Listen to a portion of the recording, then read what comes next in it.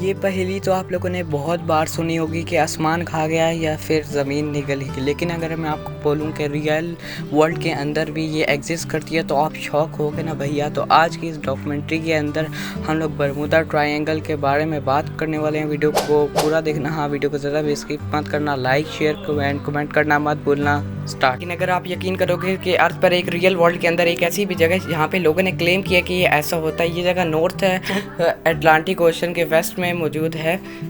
जगह Florida, Bermuda triangle और पुर्टो रिको Iceland के पास है। इस वजह से यहाँ पर एक ट्रायंगल बनता है और ये जो बरमूडा ट्रायंगल का पहले नाम। लेकिन इस जगह पर जितने भी वाहियात और अजीब किस्म के वाक़यात हुए हैं जिसकी वजह से इसे डेविल ट्रायंगल और भी नाम बहुत सारे दिए, मतलब ये एक परफेक्ट नाम है, लेकिन दुनिया इसे बरमूडा ट्रायंगल ही बोलती है। और वो क्यों बोलती है वो भी मैं आपको बताता हूँ। चलें आप और मैं सब टाइम ट्रैवल करते हैं और मैं आपको लेके चलता हूँ 1955 में यूएस की जो न्यूज़ थी उसके अंदर बरमूडा ट्रायंगल के बारे में थोड़ी बहुत बातचीत शुरू हुई थी, लेकिन इतनी ख़ास बात नहीं। 19 गैरी ने एक आर्टिकल पब्लिश किया, उसके बाद बरमूडा ट्रायंगल पूरी दुनिया भर में नाम हो गया। वही जब उन्होंने ये आर्टिकल पब्लिश किया था तो उन्होंने इसका नाम द डेडली बरमूडा ट्रायंगल रखा था और आज तक ही इसी नाम से पुकारा जाता है, मतलब है बरमूडा ट्रायंगल या डेडली बरमूडा ट्रायंगल के बारे में। ऐसे इस एरिया के अंदर कभी रेडियो ना चले, कभी कंपास अजीब डायरेक्शन में होने लग जाए, कभी इलेक्ट्रॉनिक डिवाइसेस की फ्रीक्वेंसी ऊपर नीचे बहुत तेज़ हो, मतलब अजीब हो।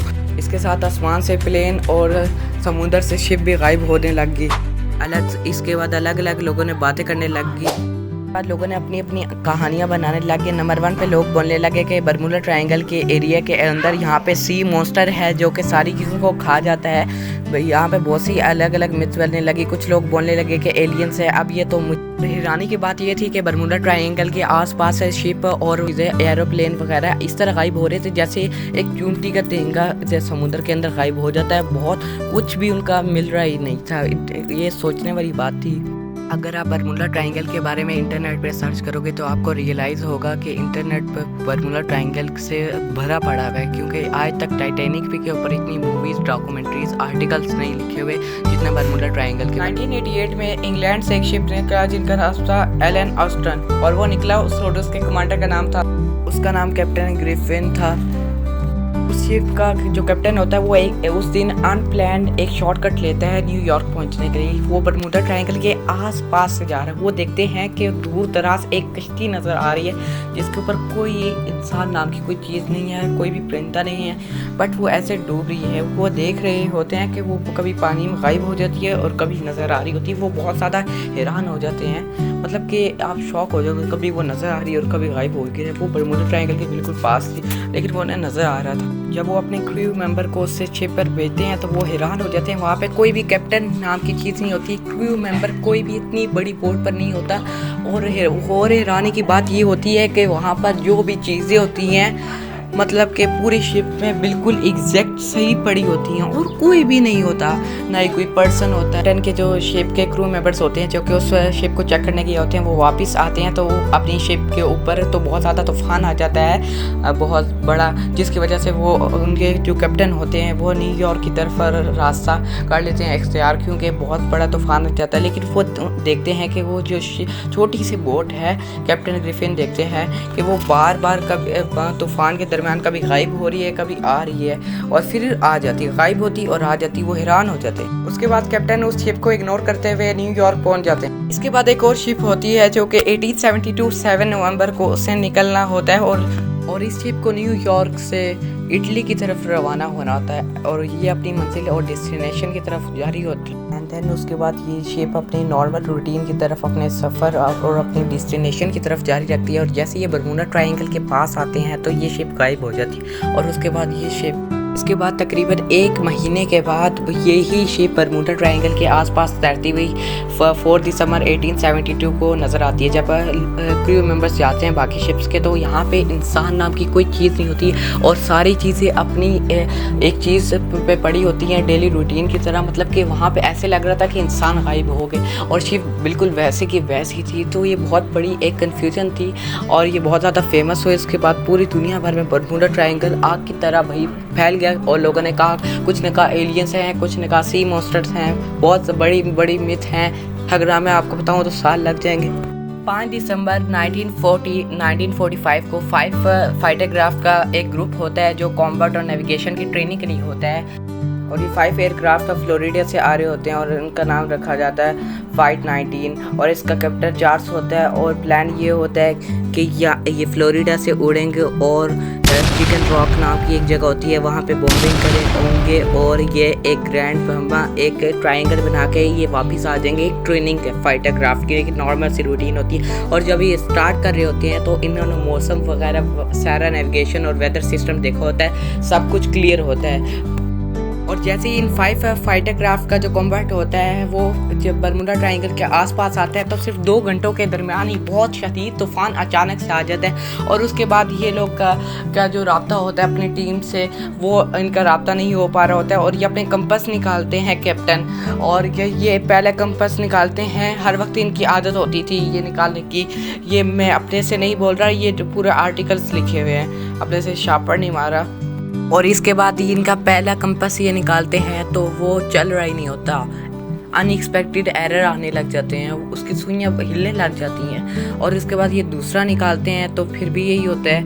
उसके बाद ये अपने जो आसपास 5 एयरक्राफ्ट होते हैं उनके इशारों से बात करते हैं और एक ही लाइन में खड़े होकर एक दूसरे को कंपास दिखाते हैं, तो वो सब का कंपास उस एरिया में बरमुडा ट्रायंगल में चल रहा ही नहीं होता, तो वो बहुत ज़्यादा हैरान होते हैं। अब इसके बाद होना क्या था, वो 5 एयरक्राफ्ट आज तक गायब हो गए हैं। आज तक दुनिया उन्हें ढूंढ नहीं पाई, इतनी एडवांस टेक्नोलॉजी होने के बावजूद। मतलब कि वो कैसे बरमुडा ट्रायंगल के अंदर गए, जदीद तरीन। लेकिन हाँ, उन 5 एयरक्राफ्ट का जो लास्ट मैसेज था, पहला और आखिरी मैसेज जो कि अपने क्रू मेंबर से नीचे जो थे उनके साथ कांटेक्ट में हुआ था, उनका लास्ट मैसेज ये था कि यहाँ पे 100 फीट की ऊंचाई पर कुछ जलता हुआ दिख रहा है। यहाँ पर क्रिस्टोफर कोलंबस नाम का एक आदमी है जो कि 1942 को 30 दिसंबर को यहाँ पर गए। उन्होंने कहा कि यहाँ पे जैसे मैं गया तो मेरे सारे कंपास, यहाँ पे सारी डिवाइसेस की डायरेक्शन चेंज होगी, ऐसे से हिलने लगी। मतलब एकदम से यहाँ पे जैसे ब्रूस बर्नौन पूरी दुनिया में एक जो के बरमुडा ट्रायंगल के पास गए और मतलब कि उसके अंदर इंटर भी हुए और जिंदा बच के भी वापस आ गए। ये फ्लोरिडा से बरमास रोज़ फ्लाइट चलाते थे और 10,000 फीट की बुलंदी पर थे और पूरे 1 घंटा 30 मिनट लगते थे। बट फ्लाइट के अंदर हर कोई पैसेंजर शॉक इतना ज़्यादा हो गया और डर गए बहुत ज़्यादा, क्योंकि आपको बताते चलूँ 250 माइल्स है और 1 घंटा 30 मिनट लगते हैं। और जो फाइटर क्राफ्ट था ब्रूस कर्नोन ने फ्लाइट जब लैंड कर ली उसके बाद उन्होंने पेट्रोल चेक किया तो वो भी उतना ही था, इतनी शॉकिंग। इसके बाद आगे चल के ब्रूस कर्नोन ने इसके ऊपर किताब लिखी, आपके सामने है उनकी किताब, अगर आप चाहें तो पढ़ सकते हैं। और मैं आपको पहले ही बता चुका हूँ जितना बरमुडा ट्रायंगल के ऊपर मूवीज़ आर्टिकल्स लिखे हैं इतने किसी और चीज़ के ऊपर नहीं लिखे गए। ये जितने भी मैंने आपको इंसिडेंट बताए ये वो हैं जो कि विकिपीडिया ने अब पूरी दुनिया को पता है जो वाक़यात हुए हैं, बट इनमें से हज़ारों ऐसे हैं जो कि पूरी दुनिया को पता ही नहीं है। लेकिन इस बार ऐसे लग रहा है कि ये जो मिस्ट्री है सॉल्व हो चुकी है, क्योंकि यूनिवर्सिटी ऑफ कोलोराडो से ताल्लुक़ रखने वाली अमेरिकी साइंटिस्ट ने की पूरी टीम ने सैटेलाइट से पूरी बरमुडा ट्रायंगल के ऊपर पूरी कड़ी नज़र रखी, रिसर्च की और उन्होंने कुछ ऐसी मालूमात हासिल की जिससे अब लग रहा है कि ये जो एक मिस्ट्री थी वो सॉल्व हो चुकी है। कि इनकी पूरी टीम ने सैटेलाइट से बरमुडा ट्रायंगल के ऊपर पूरी रिसर्च की, पूरी निगरानी रखी और इन्होंने देखा कि वहाँ पर उस जगह के एटमॉस्फेयर के ऊपर उन्होंने नोटिस किया कि बरमुडा ट्रायंगल के एटमॉस्फेयर के ऊपर जो क्लाउड बन रहे हैं, ना ही उनमें से कुछ की जो मेजॉरिटी है उनकी ना ही शेप है, ना सर्कल है और ना ही स्क्वायर है, और बल्कि ये क्लाउड हेक्सागोन की शेप की तरह है। इनका साइज़ 88 किलोमीटर तक का हो सकता है। और मज़े की बात यह है कि ये नॉर्मल क्लाउड्स नहीं है, क्योंकि साइंटिस्ट का मानना है कि ये एयर बॉम्ब क्लाउड्स हैं, मतलब कि इनके अंदर स्पीड बहुत ज़्यादा ही तेज़ होती है और जिसकी वजह से ये अपने अंदर हर चीज़ को एक जज़ब कर लेते हैं, जिसकी वजह से वो ज़िंदा बच ही नहीं पाते। यूनिक से और डिफरेंट से क्लाउड से भी ये गोल गोल घूमते हैं तो टोर्नाडो लाइक की शेप होती है और यहाँ पर नीचे हवा की जो स्पीड होती है वो 250 किलोमीटर पर आवर स्पीड होती है। वो बहुत ज़्यादा तेज़ होती है, इतनी ज़्यादा तेज़ होती है कि अगर एरोप्लेन हो तो उसको भी उठा के पलट के मार सकती है और बहुत सारी ट्रेन्स को भी बहुत ज़्यादा हिला सकती है। इतनी ज़्यादा स्पीड होने के बावजूद साइंटिस्ट का मानना है कि जब ये इसके समुद्र के ऊपर भी हो सकता है और जब ये समुद्र के ऊपर होगा तो गोल शेप बनेगी समुद्र के अंदर और उसके अंदर जो जहाज़ वगैरह होंगे वो डूब जाएंगे और जो एरोप्लेन है वो फ्लाई नहीं कर पाएंगे और वो क्रैश लैंड कर देंगे। और एक ये मेजर रीज़न बताया जाता है। तो आपको उम्मीद है कि हमारी वीडियो एक डॉक्यूमेंट्री वीडियो अच्छी लगी होगी। वो मेरे ख्याल से अगर कोई गलती हो तो मुझे माफ़ कर दिएगा, इंसान से गलती होती रहती है। मिलेंगे इंशाल्लाह अच्छी टॉपिक है अच्छे डॉक्यूमेंट्री वीडियो के अंदर। Okay bye.